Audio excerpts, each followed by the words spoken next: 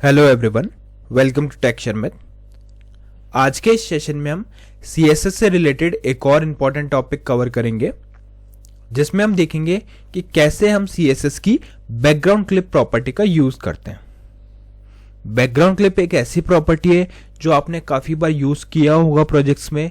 In case अगर नहीं किया होगा तो डोंट वरी, आज हम उसका स्क्रैच से लेकर पूरी एक एक चीज को समझेंगे कि बैकग्राउंड क्लिप होता क्या है, उसकी कौन कौन सी पॉसिबल वैल्यूज हैं, क्या सिंटेक्स और स्ट्रक्चर हमें फॉलो करना होगा इस चीज को इम्प्लीमेंट करने के लिए। ठीक है, बट सेशन शुरू करने से पहले जस्ट मेरा एक रिकमेंडेशन है कि अगर अभी तक आप लोगों ने पहले वाले सेशंस नहीं देखे हैं तो आप पहले उनको देख सकते हो, क्योंकि जो पूरी प्लेलिस्ट है एक प्रॉपर सीक्वेंस और सिंक में है। तो अगर आप उसको सीक्वेंशियली ही फॉलो करोगे तो और भी ज़्यादा इजी रहेगा आप लोगों के लिए ऑनगोइंग टॉपिक को समझना, क्योंकि अभी के लिए जो हमारा मेन फोकस रहेगा वो किस पे रहेगा कि कैसे हम बैकग्राउंड क्लिप का यूज़ करते हैं। ठीक है, अब सेशन स्टार्ट करते हैं और डिस्कस करते हैं सबसे पहले कोड के बारे में। अगर आप यहाँ पे कोड देखोगे बहुत ही सिंपल और स्ट्रेट फॉरवर्ड से हमने कोड लिख के रखा हुआ है, जहाँ पे हमारा एक टाइटल लिखा हुआ है टेक शर्मित हेड सेक्शन के अंदर, और एक हमने यहाँ पे बॉडी में लिखा हुआ है हेडिंग को H1 CSS cascading style sheets by Tech Sharmit. ठीक है, इसका अगर आउटपुट देखें तो वो कुछ इस तरह से आपको दिखेगा, CSS cascading style sheets by Tech Sharmit. अब हम क्या करेंगे, यहाँ पे एक और हेडिंग डालेंगे H2, और इस हेडिंग में आज का हमारा मेन जो टॉपिक है उसका नेम डाल देते हैं। तो यहाँ लिखा background hyphen clip property in CSS। ठीक है, तो ये हमारी background clip property in CSS हमने यहाँ पे हेडिंग डाल दिया। अब इसमें भी क्या काफी सारी वैल्यूज होती हैं, तो कौन सी वैल्यूज को हम कवर करेंगे वो भी अपन यहाँ पे लिख के रखते हैं। तो H3 में डाल दिया हमने पहली प्रॉपर्टी जो हम कवर कर, इसकी जो वैल्यू कवर करेंगे वो रहेगी बॉर्डर बॉक्स। तो यहाँ लिख दिया बॉर्डर हाइफन बॉक्स।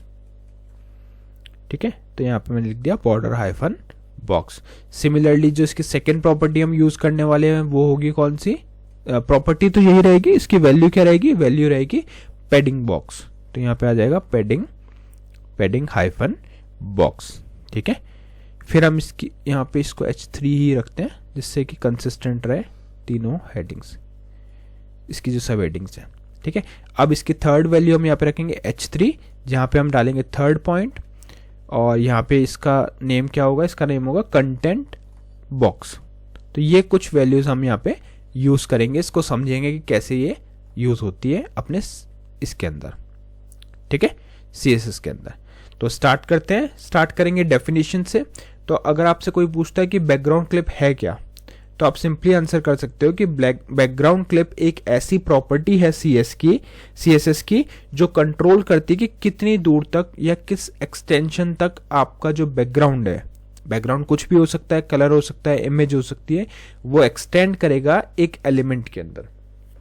ठीक है, तो एक एलिमेंट के अंदर हमारा बैकग्राउंड कितने एरिया को कवर करेगा, कितने दूरी तक वो उसको एक्सटेंड करेगा, ये चीज जो कंट्रोल करता है उसको क्या बोलते हैं, उसको बोलते हैं बैकग्राउंड क्लिप। ठीक है, अब वो हो सकता है कि वो बॉर्डर तक एक्सटेंड करे, पैडिंग तक एक्सटेंड करे, या फिर सिर्फ कंटेंट तक एक्सटेंड करे। तो उस तरह की चीज को जो कंट्रोल करेगा उस प्रॉपर्टी को क्या बोलेंगे हम, बैकग्राउंड क्लिप प्रॉपर्टी। अब इसकी तीन वैल्यूज हम इस सेशन में डिस्कस करेंगे, बॉर्डर बॉक्स, पैडिंग बॉक्स और कंटेंट बॉक्स। तो सबसे पहले बात करते हैं बॉर्डर बॉक्स की। बॉर्डर बॉक्स में क्या होता है, तो बॉर्डर बॉक्स जो है वो इसकी एक डिफॉल्ट वैल्यू होती है, जहां पे हम बैकग्राउंड को एक्सटेंड करवाते हैं कहां तक, all the way outer edge of the border covering the border. तो इस केस में क्या होगा, जो हमारा बैकग्राउंड है वो पूरे बॉर्डर को कवर करेगा, मतलब बॉर्डर तक का पूरा पोर्शन कवर करेगा। ठीक है, अब इस चीज को समझने के लिए प्रैक्टिकल अपन इंप्लीमेंट करते हैं। आप तो एक क्या करेंगे, सबसे पहले एक डिव ऐड करेंगे। यहाँ पे मैं डिव एलिमेंट को रेफर करूंगा और डिव एलिमेंट के थ्रू ही आपको ये डेमो में एक्सप्लेन करूंगा। ठीक है, तो डिव एक हमने ऐड किया, इसको एक आईडी स्पेसिफाई कर देते हैं बॉक्स नेम से। ठीक है, इसके अंदर एक पैराग्राफ डिफाइन कर देंगे। ठीक है, और इस पैराग्राफ के अंदर मैं क्या करूंगा, इसको कॉपी कर लेता हूँ। यहाँ हमने इसको किया कॉपी, यहाँ पे पेस्ट, और इसके बाद में यहाँ पे हम BR टैग यूज कर देते हैं जिससे कि एक लाइन ब्रेक प्रॉपरली आपको यहाँ पे शो। ठीक है, ये हमने यहाँ पे पेस्ट कर दिया। अब इसको करेंगे सेव, ये वाला लाइन हटा देते हैं, सेव, और वेब ब्राउज़र को रिफ्रेश। तो यहाँ पे आपको एक क्या दिख रहा है, एक कंटेंट दिख रहा है, प्रॉपर शो हो रहा है एक पैराग्राफ में।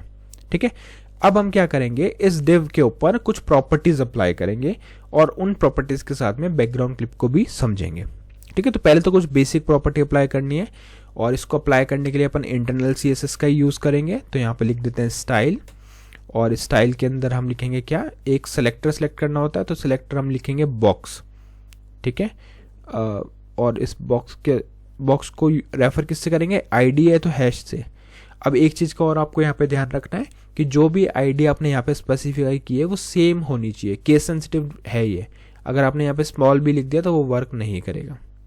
ठीक है, अब हम यहाँ पे इसकी कुछ प्रॉपर्टीज़ को अप्लाई करते हैं। तो सबसे पहले तो अपन क्या अप्लाई करेंगे, इसका एक बैकग्राउंड कलर। ठीक है, तो बैकग्राउंड कलर इसमें डाल देते हैं येलो। ठीक है, येलो कलर डाला, सेव किया, रिफ्रेश किया, तो आप देख रहे हो यहाँ तक का इसका बैकग्राउंड कवर अभी हो रहा है। बट हो सकता है हमें इसकी विड्थ हाइट में चेंज करना हो, तो वही करते हैं। यहाँ पे इसका जैसे बैकग्राउंड कलर डाल दिया, एक इसका हम विड्थ दे देते हैं। ठीक है, या बैकग्राउंड कलर के बाद में आप इसको दे दो बॉर्डर पहले, जिससे आपको क्लियरली दिखेगी। तो यहाँ पे हम देंगे एक बॉर्डर 20 पिक्सल्स का। ठीक है, 20 पिक्सल्स सॉलिड ब्लैक।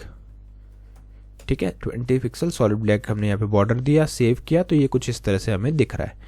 अब थोड़ी सी इसकी हाइट और विड्थ भी सेट कर लेते हैं।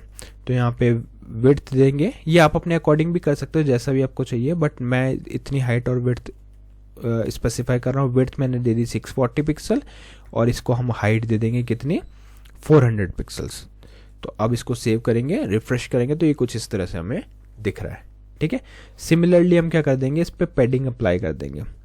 तो पैडिंग अप्लाई करने के लिए यहाँ पे लिख देते हैं पैडिंग, और वो दे देते हैं 40 पिक्सल्स की। ठीक है, तो इस 40 पिक्सल्स पे ये कुछ इस तरह से आप देख रहे हो, कंटेंट और बॉर्डर के बीच में जो है वो थोड़ा सा पैडिंग यहाँ पे ऐड हो गया। परफेक्ट, यहाँ तक सब सही है। अब नेक्स्ट हमें क्या करना है, एक तो इसको फ़ॉन्ट कलर देना है, तो फ़ॉन्ट कलर इसी के साथ देते हैं, है ना। ऐसा कोई ऑर्डर नहीं है, बट मैं थोड़ा सा इस तरह से लिख रहा हूँ जिससे सारी चीज़ें कैटेगराइज्ड वे में आपको दिख जाए। तो यहाँ पे कलर देते हैं इसका ब्लू। ठीक है, यहाँ पे दे दिया ब्लू कलर, सेव किया, रिफ्रेश किया, तो ये कुछ इस तरह से अब हमें कंटेंट दिख रहा है। आप चाहो तो फ़ॉन्ट साइज वगैरह भी यूज़ कर सकते हो। अब हमें क्या करना है, नेक्स्ट यहाँ पे हम जो अप्लाई करेंगे वो होगा बैकग्राउंड क्लिप, जो आज का हमारा मेन टॉपिक है। ठीक है, और इस बैकग्राउंड क्लिप के अंदर हम क्या पास करेंगे, पहली वैल्यू बॉर्डर बॉक्स। सेव किया, रिफ्रेश किया, तो आप कहोगे यहाँ पे तो कुछ चेंज दिख ही नहीं रहा हमने कि क्या चेंज हुआ। वो इसलिए क्योंकि बॉर्डर बॉक्स जो है वो एक डिफ़ॉल्ट वैल्यू होती है, तो इसलिए आपको यहाँ पे कोई भी चेंज नहीं दिख रहा। अगर आप कोई भी वैल्यू स्पेसिफाई नहीं करते हो तो बाय डिफ़ॉल्ट बॉर्डर बॉक्स ही वहाँ पे वैल्यू रहती है। और होता क्या बॉर्डर बॉक्स में कि जो इसका एरिया होता है बैकग्राउंड का, बैकग्राउंड चाहे आप कलर ले रहे हो, इमेज ले रहे हो, वो पूरा बॉर्डर तक के एरिया को कवर करता है। अब ये दिखेगा कैसे, क्योंकि यहाँ पे तो हमारा बॉर्डर आ गया तो हमें पता ही नहीं चल रहा कि कलर कहाँ तक एक्सटेंड हुआ है। तो इस चीज़ को देखने के लिए अपन क्या करेंगे, जो हमने बॉर्डर ऐड किया है उसको कर देते हैं डॉटेड बॉर्डर। ठीक है, सेव किया, रिफ्रेश किया, तो अब आप देख सकते हो डॉटेड बॉर्डर में आपको पता चल रहा है कि जो येलो कलर है वो बिल्कुल बॉर्डर के एंड तक हमें शो हो रहा है। ठीक है, तो इस तरह से बैकग्राउंड क्लिप की वैल्यू बॉर्डर बॉक्स वर्क करती है। ये आपके बॉर्डर के एंड तक आपके पूरे बैकग्राउंड को एक्सटेंड कर देती है। क्लियर, यहाँ तक सब क्लियर है। नेक्स्ट जो हम देखेंगे वो देखेंगे पैडिंग बॉक्स, कि पैडिंग बॉक्स में क्या होता है। तो उस केस में पैडिंग बॉक्स की अगर आपसे कोई डेफिनेशन पूछता है तो आप सिंपल बोल सकते हो कि जो पैडिंग बॉक्स है वहाँ पे क्या होगा, बैकग्राउंड स्टॉप होगा at the outer edge of padding does not extend to the border. मतलब ये सिर्फ पैडिंग तक ही आपके कलर को या इमेज को एक्सटेंड करेगा। ये देख लेते हैं लिख के, पैडिंग बॉक्स लिखा, सेव किया, रिफ्रेश किया, तो अब आप देख रहे हो सिर्फ यहाँ तक आपको ये शो हो रहा है। अब यहाँ पे ये जो डॉटेड बॉर्डर है वो हमने इसलिए यूज़ किया है क्योंकि इसमें आपको क्लियरली दिख रहा है। अदरवाइज अगर आप नॉर्मल बॉर्डर, सॉलिड बॉर्डर रखोगे तो आपको डिफरेंस शो नहीं होगा, इसीलिए मैंने यहाँ पे ये यूज़ किया है। तो अब आप देख रहे हो पैडिंग बॉक्स में कहाँ तक का कलर जा रहा है, येलो वाला, और बॉर्डर बॉक्स में पूरा एंड तक जा रहा था, इस बॉर्डर के एंड तक, बट अभी सिर्फ पैडिंग तक जा रहा है। ठीक है, सिमिलरली हमारे पास थर्ड जो वैल्यू रहती है वो रहती है कंटेंट बॉक्स। उसमें क्या होता है, बैकग्राउंड खाली अप्लाई होता है इनसाइड द कंटेंट एरिया, कि जहां तक भी आपका कंटेंट है बस वहीं तक आएगा। देख लेते हैं इसको भी, सेव, रिफ्रेश, तो अब आप देख रहे हो सिर्फ कंटेंट वाले पोर्शन तक हमारा जो बॉर्डर है वो हमारा जो कलर है बैकग्राउंड का वो अप्लाई हुआ। ठीक है, तो इस तरह से आप बैकग्राउंड क्लिप का यूज़ कर सकते हो। ये एक ऐसी प्रॉपर्टी है जो आपको जो आपके CSS में कंट्रोल करती है कि आपका जो बैकग्राउंड है वो कहाँ तक एक्सटेंड होगा, है ना। और उसकी 3 वैल्यू हमने कवर की, बॉर्डर बॉक्स, पैडिंग बॉक्स और कंटेंट बॉक्स। बॉर्डर बॉक्स के अंदर क्या होगा, बॉर्डर तक पूरा बैकग्राउंड है वो एक्सटेंड हो जाएगा।